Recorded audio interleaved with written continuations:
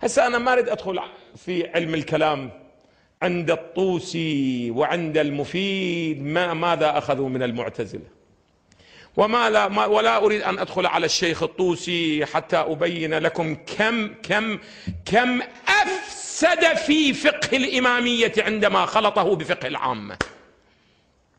سيأتي، لا تستعجل تقول لي سيدنا هذه دعاوى خطيئة. أقول واحدة نشوف عندنا مصادر إلها، عندنا أدلة لو ما عندنا أدلة ما عندنا. ومصنفات القدماء كانت مشتملة على فتاوى مستندة إلى الأخبار المشتهرة. الشيخ الطوسي إجا شنو سوانا؟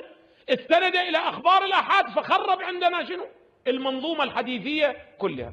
هسه لنا لو واقف القضية مخل يقول فلما قاموا من مضاجعهم أقبل كل واحد منهم على صاحبه فقال رأيت الليلة رؤيا تدل على صحة النهاية والاعتماد على مصنفها، فأجمعوا على أن يكتب كل واحد منهم رؤياه على بياض قبل التلفظ حتى يتأكدوا من صحة الرؤيا.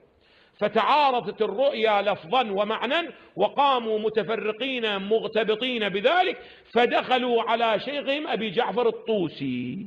دخلوا إليه قالوا له البارحة احنا شفنا شنو؟ طيب. فحين وقعت عينه عليهم قال لهم لم تسكنوا إلى ما كنت أوقفتكم عليه في كتاب النهاية. تبين الشيخ عنده علم غيب، وهو أنه قالوا ها أنا مو قلت لكم بأنه لا تشككون في كتاب النهاية. قالوا له شيخنا أنت شنو؟ قال لا أمير المؤمنين بارحة اليوم إجاني قال لي بأنه هيك قلت لكم.